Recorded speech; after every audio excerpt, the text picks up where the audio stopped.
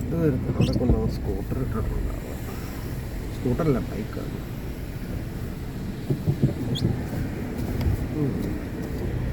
നമ്മൾ സ്ഥിരം തിരിക്കുന്നിടത്ത് ആരാണ് നമ്മൾ ബൈക്ക് പാർക്ക് ചെയ്യണം.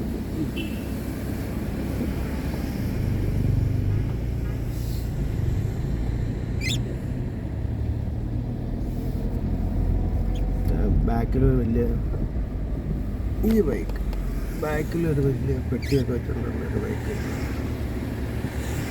നമ്പർ ഞാൻ വിട്ടു.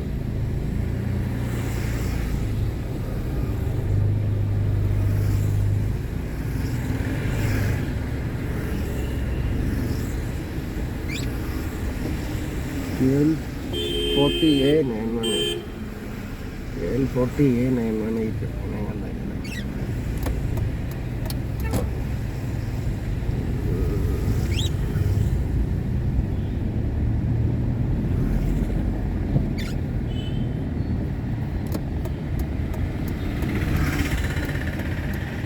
പുതിയ ഇന്നോവയാണ്, രജിസ്റ്റർ പോലും ചെയ്തിട്ടില്ല. ഇടയ്ക്ക് രജിസ്റ്റർ ചെയ്യാതെ വണ്ടി ഇറക്കാൻ പാടില്ലായിരുന്നു നിയമം ഉണ്ടായിരുന്നു. പിന്നെ അത് എടുത്ത് കളഞ്ഞു അവർ. അതായത്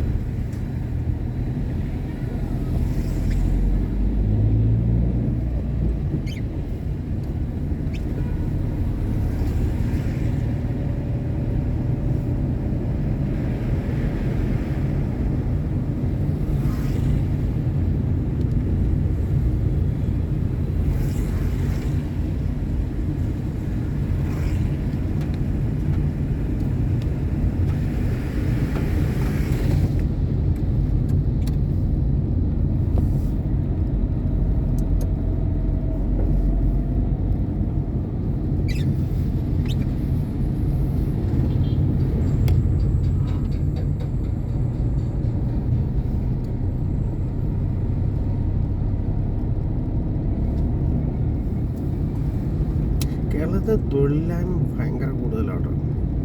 മോഡി കേന്ദ്രത്തിൽ ഭരിച്ചാലും പിണറായി ഭരിച്ചാലും വലിയ കാര്യമൊന്നുമില്ല. അതിഭയങ്കരമായ തൊഴിലില്ലായ്മ. കാരണം എൻ്റെ പുറകിടെ മൊബൈൽ ഫോണും ബൈക്കും സ്കൂട്ടറും കാറുമായിട്ട് നടക്കുന്ന ആളുകളുടെ എണ്ണം കണ്ടറിയാം.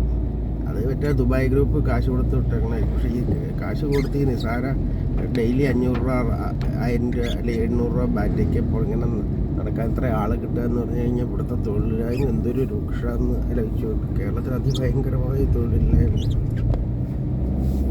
എനിക്ക് തോന്നുന്നു ഒരു 70% ആളുകൾക്ക് സ്വന്തമായ ജോലിയൊന്നുമില്ല. ജോലിയുള്ളവരൊക്കെ കേരളത്തിന് വെളിയില്ല. കേരളത്തിലുള്ള ആളുകൾക്ക് ആർക്കും തന്നെ മിക്കവാറും പേർക്ക് കുറച്ച് സർക്കാർ ജീവനക്കാരുണ്ട്, ബാക്കി ആർക്കും ജോലിയൊന്നുമില്ല.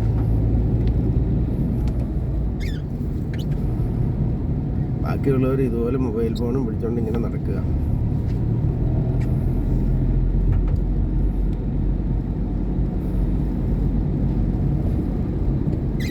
മൊബൈൽ ഫോണും പിടിച്ചുകൊണ്ട് ഒരു ബൈക്കും സ്കൂട്ടറും കാലിൻ്റെ ഇടയ്ക്കായിട്ട് കയറ്റി വെച്ച് ഇങ്ങനെ നടക്കുക.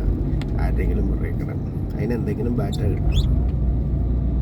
അതിഭീകരമായ രീതിയിലുള്ള തൊഴിലില്ലായ്മയാണ് കേരളത്തിൽ.